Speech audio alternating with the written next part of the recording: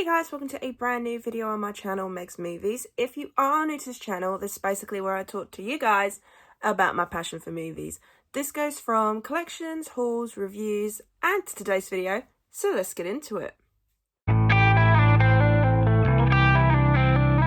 Okay, and we are back with Megz Moviez weekly watches. Like I said in a couple of videos, I think literally Friday actually.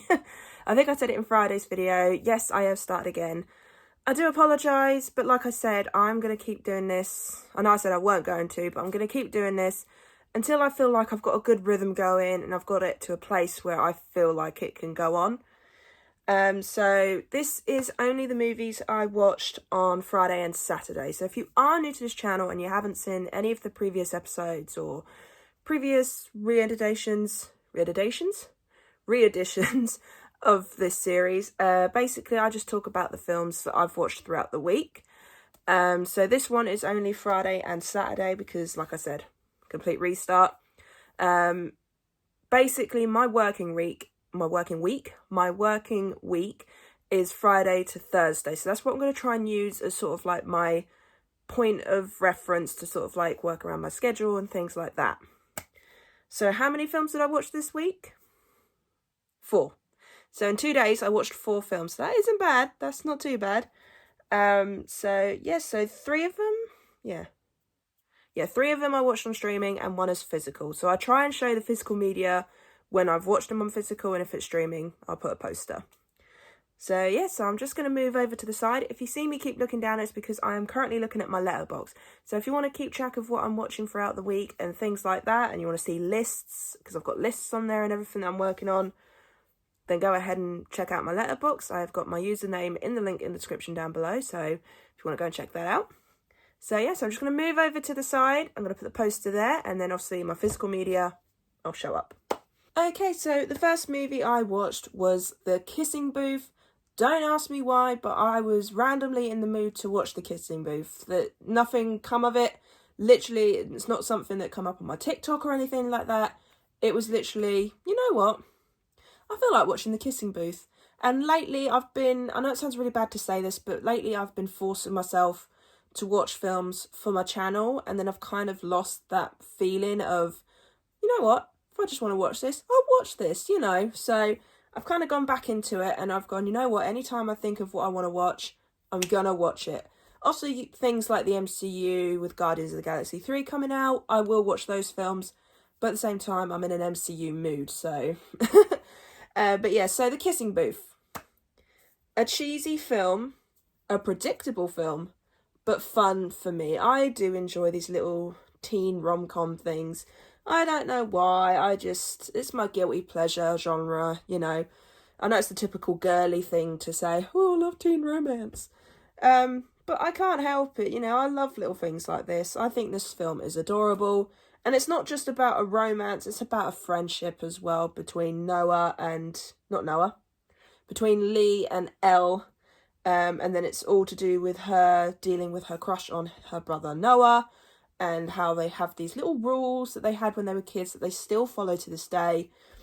And I'd say, I think it's a good film. It is one of those shut your brain off, put on in the background kind of films.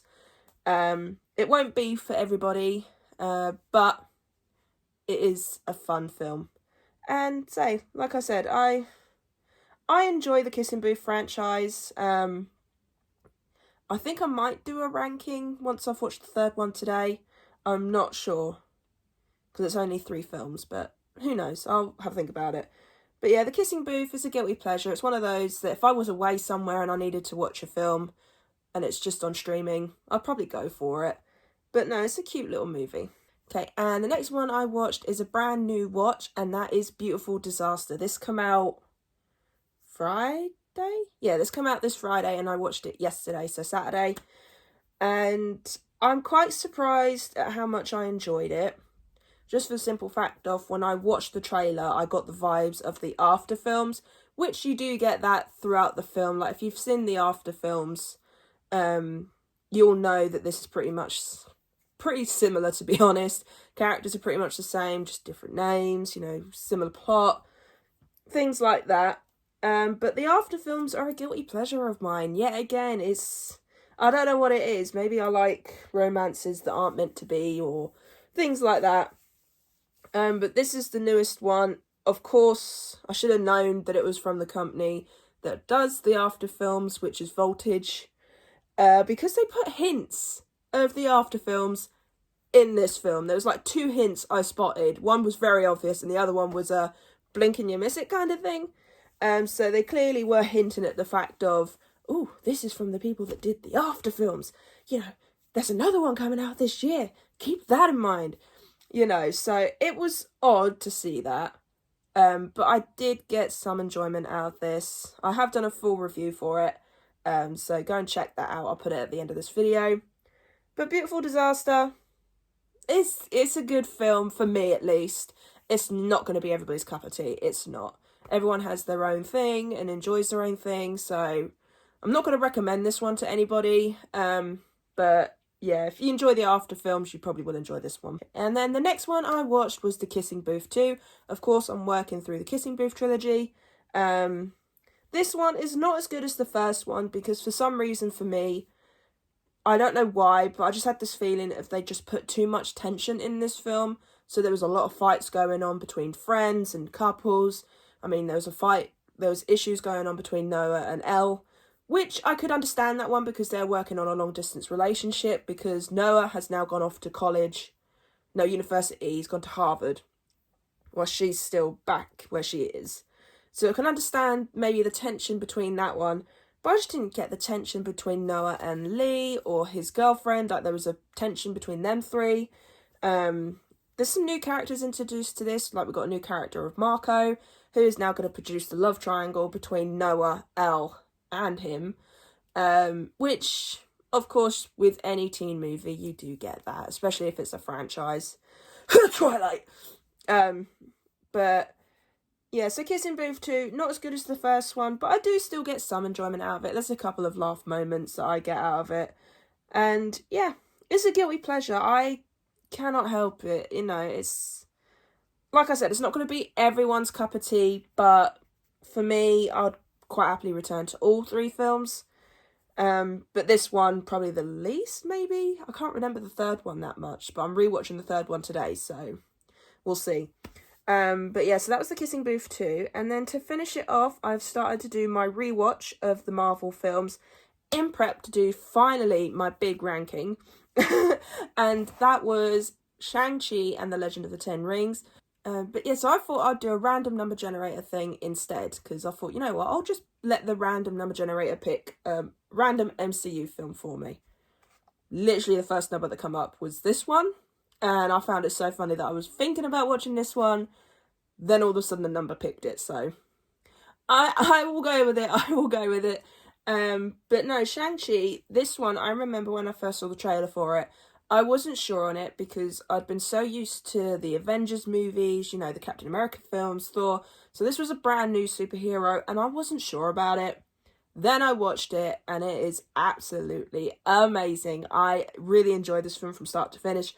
I love martial arts, you know, I actually did Taekwondo growing up.